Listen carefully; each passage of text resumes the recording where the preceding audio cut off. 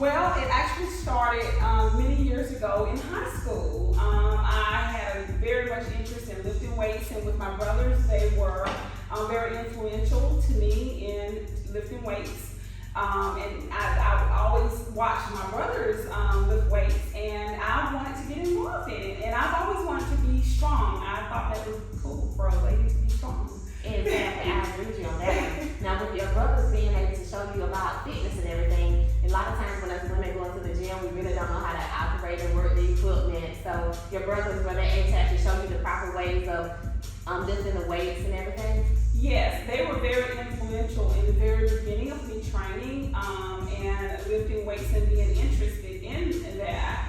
Of course, many years ago, this was in the early 80s, so we didn't have all of this equipment that was available to us during that particular time. There were more or less barbell training.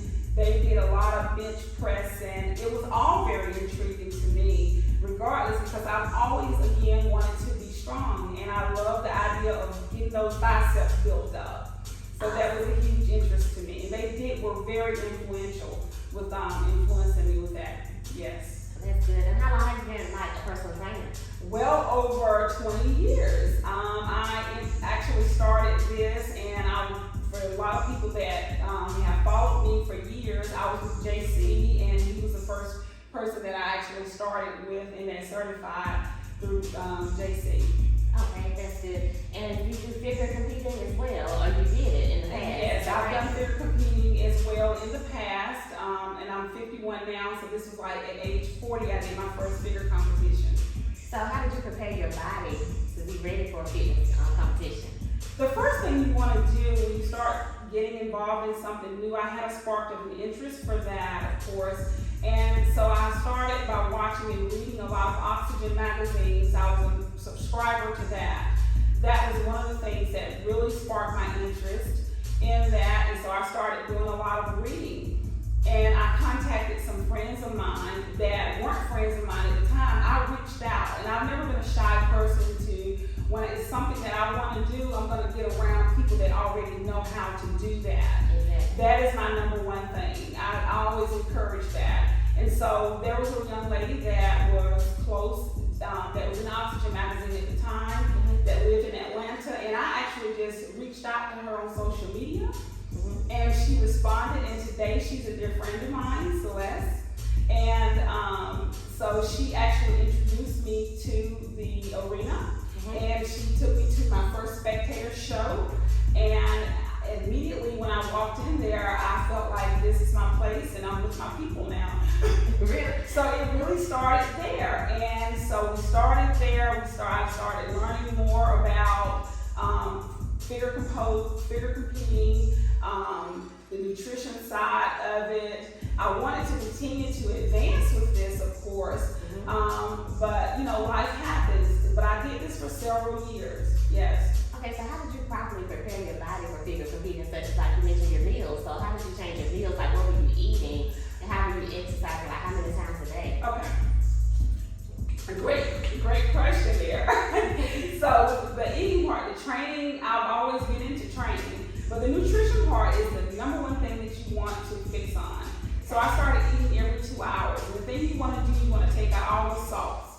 No salt was involved, no sugars. And I stayed on a very structured meal prep, whereas at the time I was eating a lot of grilled chicken, boiled chicken, fish, lots of vegetables, asparagus, spinach, broccoli, chicken and broccoli, and you want to make sure that those meals are very portioned and portion size. You have to be extremely disciplined when you're doing that, of course, and it will definitely take a lot of work and structure. So you really have to be around people who can encourage you to stay on course with that. So with doing portion sizes, you mentioned like a lot of grilled chicken, raw chicken, and also vegetables. But what about fruit? Did you incorporate fruit in your diet as well? Not a lot. If I did incorporate fruit into my nutrition at that particular time, I was doing the Granny Smith apple that don't hold a lot of sugar, and I was doing maybe a grapefruit. You don't want to do grapes and things of that nature because they are full of sugar. And sugar will definitely bloat the body, and it will definitely mess up those abs. So we want to be very disciplined with that. Everything, when you're training to that level, everything is a timing, and it has a purpose to that. One of the things I think would be important to point out is a lot of people feel that they need to eliminate carbs out of their nutrition, and you do not. Carbs is your brain food, and it is your energy source. Okay. And also healthy fats. So that was definitely incorporated into my nutrition plan. And I love sweet potatoes, and I do to this day, and I still incorporate that into my nutrition as well. Yeah. As well as, I was doing, you can still have certain things, and it always depends on where you are in your fitness level. And that is the reason why it is important to get with someone who has the knowledge base that can guide you on to your journey to where you want to go. If you have a designated spot, whether you want to showcase in your bikini or do a photo shoot or compete, everything has a time manner on that. Okay, now I started laughing because I'm a grape lover. I absolutely love grapes. And so I feel since it's a fruit, it can't be harmful, but you said it holds a lot of sugar. Yes, okay. They hold a lot of sugar, and if you're looking to do and get those abs to really show up, sugar can be a culprit in that. Now, of course, so some of the times when you're training, and we're talking about advanced training techniques here. Okay. So, and everything is in portion size, of course. So we don't really, I really wouldn't encourage us going in and buying a bag of grapes and eating them all day long, of course. So you want to kind of make sure you into a portion size of that, maybe up to 6 to 8 of them. And it depends on what you're doing and what your fitness goals are at the time.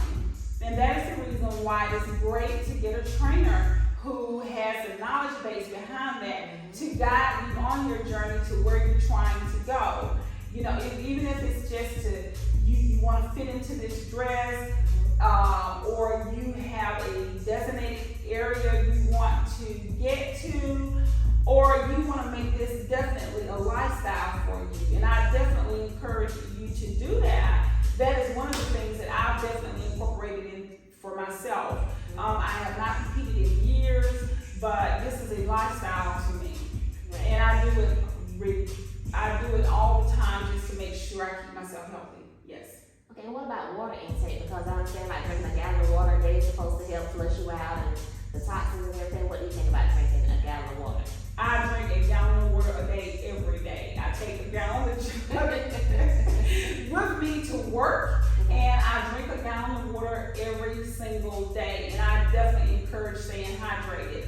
That is my number one for everyone that I've ever worked with, that I've ever trained. I tell them, you just get that gallon jug, and I take it to work with me every day. It's just a part of me, except for today I got a bottle. Okay, so what about people who feel as though they can drink juice instead of carbonated drinks? No juice. Juice, again, you're looking at a lot of sugar content in juices, of course. Some of them hold as much as 26, 29, 30%. You got 30 grams of sugar in a cup.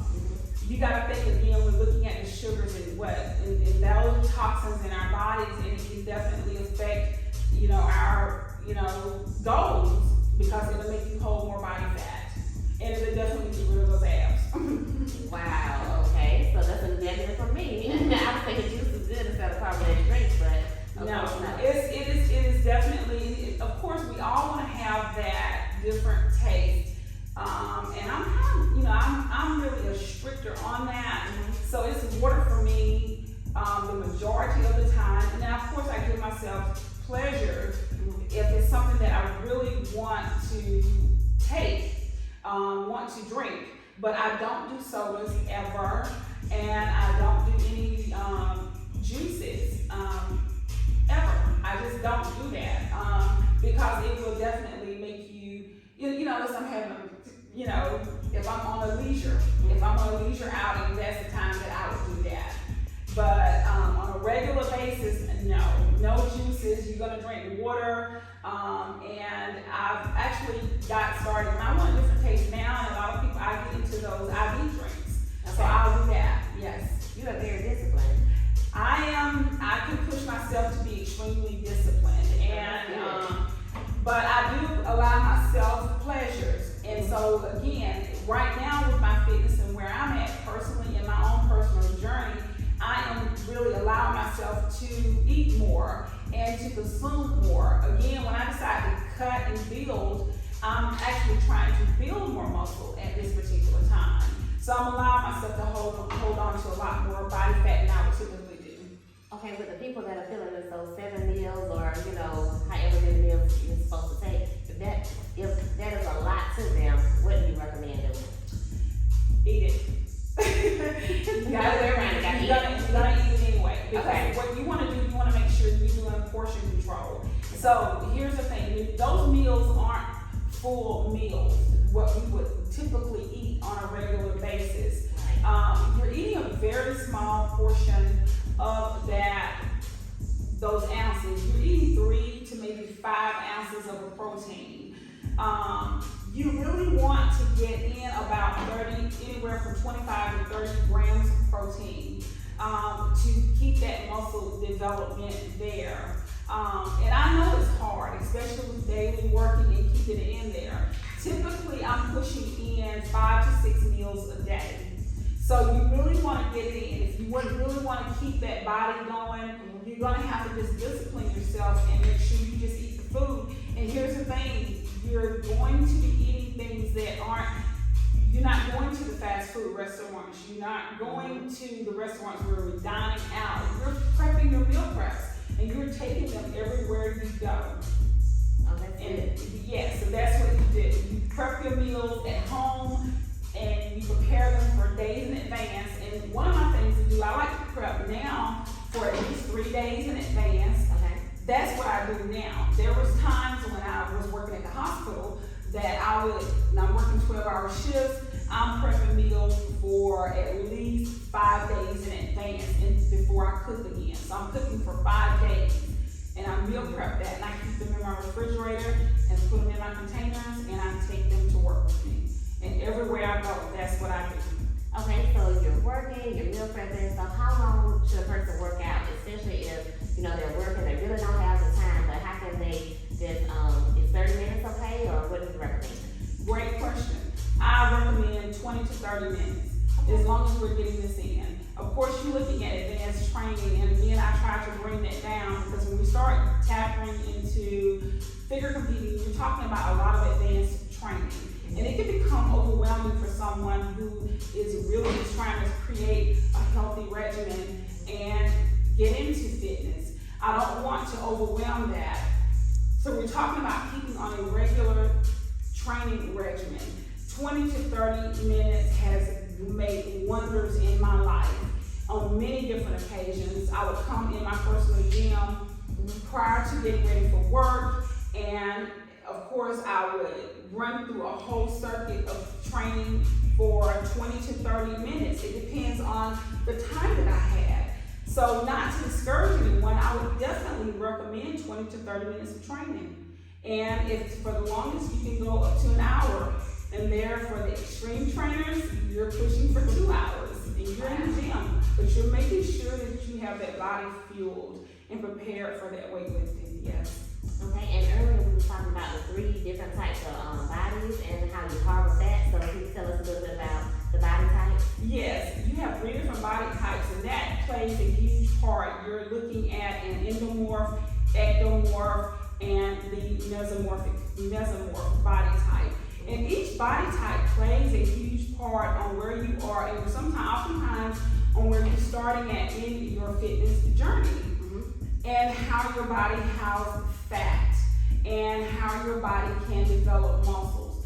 You can definitely, it's a whole line of this, but we're looking at a lot of people, sometimes wonder, being at my age, I'm typically a mesomorphic built woman, easy to build muscle, but that's just my genetic makeup. You're looking at the endomorphic body type, which are more or less the shorter, house a little bit more body fat, and you have the ectomorph, which is the more leaner, taller version of the body type. Each body type plays a huge role into how your body will develop and build muscle. So I encourage each body type to not get discouraged and feel like, well, I'm an endomorph, I'm an ectomorph, I'm a mesomorph, and what do I do with this? The best thing to do is get you with a trainer who is familiar with those body types and familiar with that level of training that can help you best sculpt your body. Okay, now I've seen you like work out with people, and I've seen people body just do a complete transformation. So you definitely are at least at what you do. So I commend you for that. Thank you. You're more than welcome. And what about those clients who actually have that stubborn fat that just will not go anywhere, and they're considering, you know, having a surgery because of that stubborn fat? So can you elaborate a little bit on that for us? Absolutely. Of course, again, because of those body types, and we have those stubborn areas of fat, quite naturally, this has been a huge part of my life, and so that's a whole difference. Now, for those people that I've worked with that do house that area of body fat, I highly recommend, if you're in a position and can do that, I highly recommend going in to get some alterations and things done. I recommend that highly. The thing I definitely say, after you have the procedure done, get into the gym. Rather you're in the gym by yourself, but get a foundation. Get with a trainer, get with someone who is familiar with it, who recommends it, and who can guide you appropriately with that. Because each of us, you have some, you know, and I train predominantly women, quite naturally. So we have different women that have different body fat. Some women have it more in their abdominal area, in their upper back area, in their thighs, in their lower buttocks. And these are areas that are very stubborn to train. And some women get very discouraged in that journey. So here we are, we're in a time now that they have advanced technology to this particular level, and I highly recommend it. I feel as though you go and get this done, and then you get the knowledge base behind it. That is the number one thing to do, because again, here we are, we're in an aging process. Obesity is an epidemic now in our here, and we need to encourage more men and women to understand the process of it and how to best get your body to a healthy point so that you can eliminate that. So having a procedure done is highly recommended from me. The next thing you do after your body heals is to get into the gym and make it your lifestyle. Learn more about the nutrition side of it. Learn more about sculpting techniques with weight training to help build that muscle mass up. But there is absolutely nothing wrong with it, and I highly recommend it. Okay. And when you get on the scale, and the scale seems like it's not moving, but you're steady working out, you're doing your meal preps and everything, you're taking the proper steps. So should we get discouraged when those numbers are not moving like we want them to? Absolutely not. The scale is not everything. And I tell each and every one that I have ever worked with, that is something that I highly recommend you get with someone who does have a knowledge base, who is not just monitoring your body through a weight scale. You want to also have symmetry measurements done. You want to have your body measured during your process of training, because oftentimes you got to think muscle weigh more than fat. So you can be gaining muscle and you just going by the scale and you're getting discouraged, yet you know you are training to that level, you're monitoring your nutrition, you're following your nutrition plan, but you're building muscle. So you're standing on this scale and you're thinking, I should have lost 5 pounds, but you're actually building muscle, but your clothing is changing and your body is sculpting out. So for each one of my clients that I work with, we do measurements, total body measurement. So we're seeing where we're losing inches in areas, then the scale may not have changed very much in that 2 to 4 week period. However, the body is constantly changing. You have to trust the process. The average female in the average level of training, you're only building 0.5 to 1.5 muscle in a month. So unless you're training 5 to 6 days a week, And for those who cannot get that many days in, and they're only able to train 2 to 3 days, do not get discouraged. Stay off of the scale. Get a basis of understanding of what you need to do, and get with a trainer who will assess you appropriately. Do portfolio pictures so you can see your body transformation. I recommend taking pictures in the exact same clothes you start out with until they get too big and fall off of you. Start there, get the measurements done, monitor your fitness level appropriately. Get your body fat done. You want to monitor your BMI and your fat level. And that is something that I make sure I incorporate with my clients, that I monitor them very closely.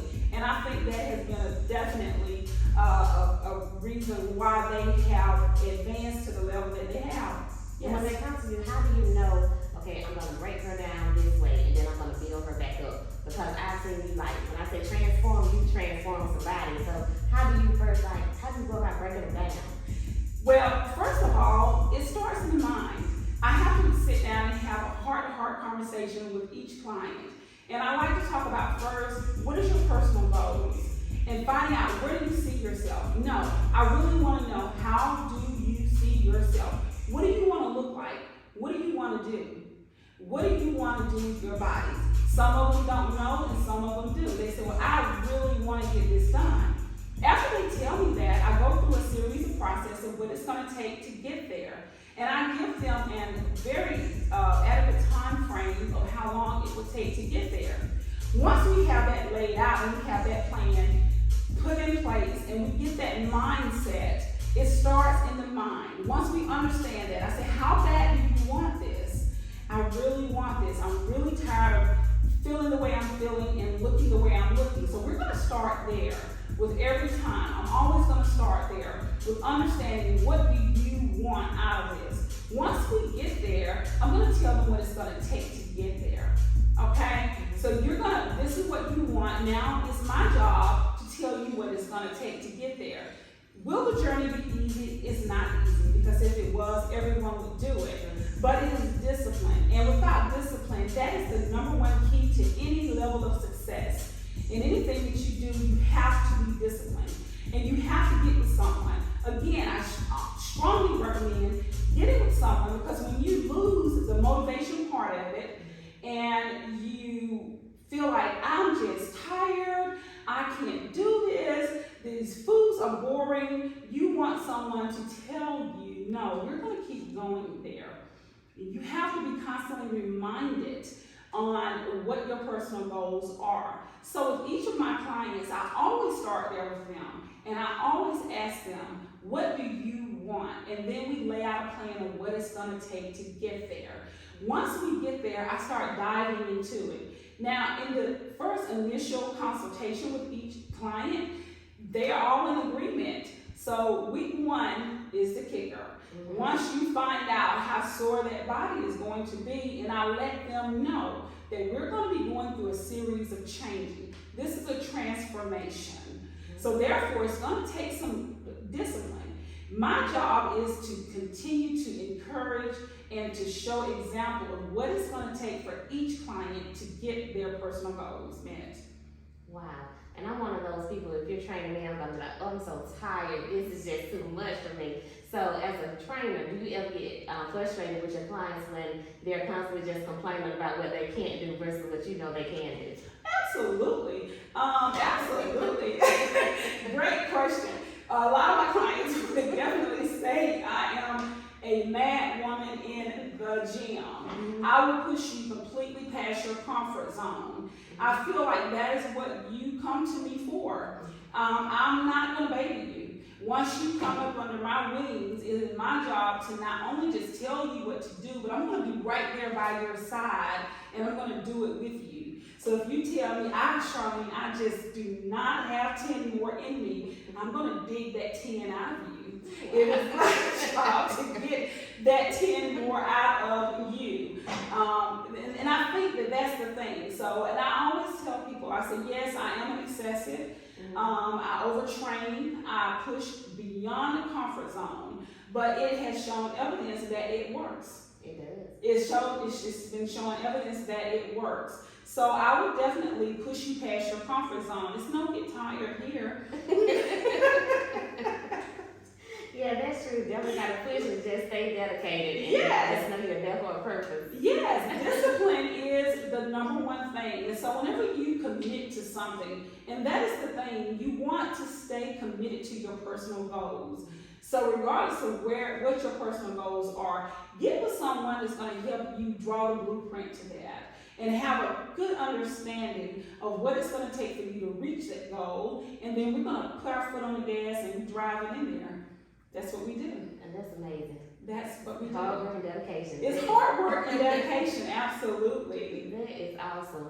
And when my child was younger, I had wanted her to work out, but several people were saying, well, they have to be a certain age before we can allow them to work out. Why is it that, let's say a child that is obese or borderline obese, they want to work out, but they can't actually, go into the gym. Is there like a particular reason? Like, is it because of equipment or just, what is it? That's just because of whoever told you that they had a lack of knowledge. Okay. Any child can work out. Okay. Any child can get moving. Anyone can get moving. Any age can get moving. Great question. I'm glad you tapped into that. I recommend exercising with children. Again, we stress that obesity is an epidemic and it is causing a lot of health issues along with diabetes, and the list goes on with that, of course. So I have no limit on that. The only thing is I'm an adult and I train at a very high level. Have I worked with children? I have. The youngest child that I worked with, and this was some years ago, were 12 years old. She's a little girl that had some obesity issues, and I worked with her, and I got 50 pounds off this young lady. That's awesome. 50 pounds off of her, and it boosted her self-esteem. It helped her tremendously. So when it comes down to an age, there is not. Okay. My grandkids, they come here to visit me. They're picking up a weight. You have a 7-year-old and a 5-year-old. Really? Oh, you working out today? Yeah, that's good. And like you said, it's a mind thing. And then once you start seeing your body just transform into something that you have always imagined, that's a beautiful thing. That is a beautiful thing. And of course, we talk about fitness more on the outer part of it, but I highly recommend it for health reasons. And especially with us, as we are women, and for women and men alone, that here we are, our bodies are aging and we're getting older. I've had several injuries in my life that had slowed me down, but because of my fitness background, I was able to bounce back. Having a right rotator cuff surgery was my last surgery that I had, and I have complete full range of motion and developing muscles again after this because of my background. That's good. So quick healing for you. Well, it was definitely a journey for it, but again, we want to make this a lifestyle, and we want to stay healthy and we want to stay active. Again, we're living in a time now where everything is microwavable, the foods. People are going to get the nutrition and things that are not necessarily healthy for us. So that's where knowledgeable people come into play, and being able to elaborate and teach more on the nutrition side of it and helping you with your training. So we're looking at health benefits, longevity with this. I follow several fitness gurus who are well older than myself that has tremendously inspired me to say that if you're this beautiful lady in her 60s and 70s that is still in the gym and making this thing a lifestyle. So I encourage everyone to make this a lifestyle. The benefit of looking good is going to come. Exactly. It's just going to come. It's part of it. But my number one thing is being healthy, keeping a healthy heart, keeping a healthy inside. You want to have a really healthy functioning inside. So I really recommend making fitness your lifestyle. Yeah, because not only will you look good, but you're also going to feel good. You're going to feel great. Yes, take care of your body. Yes, absolutely. And Charlene, do you mind before we get done with everything, do you mind showing us some of your poses? Absolutely, I would love to. That you did with training? Yes. And thank you so much for allowing us to come in and you are very welcome. You are very welcome. So of course, every mostly after my training, I like to just, pose out a little bit. Let's see. So we're here, and you want to come in. Bicep pose. Tricep pose. Thank you, Charlene. You are welcome. Thank you so much for having me. And Ashley. where can everyone find you on social media? I am on social media as Charlene Floyd. I am Fit Over 40 on IG, but I'm getting ready to change that to Grind with Granny. And I am on TikTok up under Charlene Floyd, Grind with Granny. So that's where you can find me. And you can find me on Facebook, Ashley D Speaks, Instagram, Ashley Davis _speaks, and of course YouTube, Ashley D Speaks. Thank you so much for joining me on Date with Ashley D. The amazing Charlene Floyd has not only educated us, but she's given us some great tips on, what all we need to do to stay fit and also feel great while doing it. Have a great day, you guys. Thank you.